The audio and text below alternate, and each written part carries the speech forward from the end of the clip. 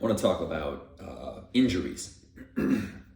Now, if you're training properly, if you're exercising properly, I should say, your exercise is unlikely to be causing injuries. Having said that, they can happen, and they can be associated. They can be a result of exercise, but they can also just happen in life, right? Life is a contact sport. Things happen, and so do injuries. And very few of us are going to spend our entire training tenure, exercising tenure, without experiencing an injury. So how do we deal with it when we do have an injury? Well, keep in mind that how an injury affects you is really up to the quality of your thoughts. It's how you frame the injury. So the first thing that you can wrap your head around is that a belief is only worth holding if it's of service to you, if it's adaptive, if it provides benefit.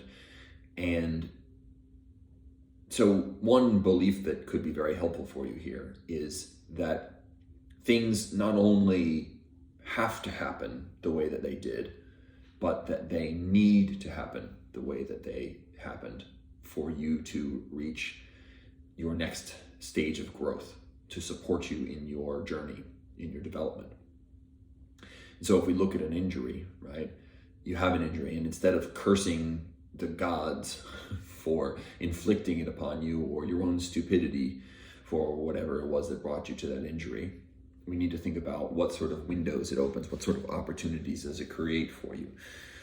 And I can think of a bunch, right? Well, first of all, because we're all going to deal with injuries, having an injury is a great opportunity to learn how to recover effectively and efficiently from an injury. So you learn how to exercise around it and through it, and how to heal it. You learn how to de-stress, how to recover in other ways. You might have to nail down your sleep routine, or you might have to eat less inflammatory foods or other changes to your diet, right, in order to speed this recovery process. And this is all important lessons all wrapped up around there. Okay, so that might be one thing. Another might be that it might let you spend more time on things that you've been neglecting. So let's say with training, right? Let's say you injure your lower back or something, right? Or you're unable to do leg exercises for a while. Well, that's a great opportunity for you to blast away on your upper body. What we know from the principles and the research on high intensity training is that it's more effective than just increasing the volume of work that you're doing for a muscle group in order to prioritize the adaptation and growth and strengthening of that muscle group, is to actually decrease what you're doing for other muscle groups and continue to hit the muscle groups that you want to prioritize. So by cutting out, for example, your legs from your workout because of some sort of injury, you're able to prioritize the adaptation of the other muscles that you're working. You might want to hit your shoulders or your arms or your chest or something like that, right? In a way that is sort of guilt-free, right? And it's going to keep you progressing forward.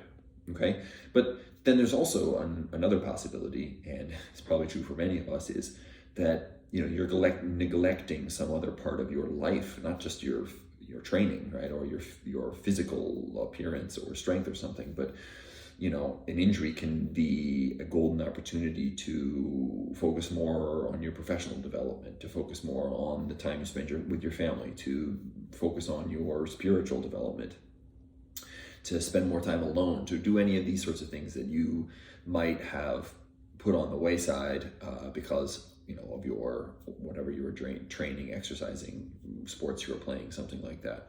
Okay, so these are all opportunities, and really injuries, any event that happens that at first can appear calamitous, it's just a matter of reframing and questioning how can this undesirable event be turned into a desirable opportunity to grow in a different direction.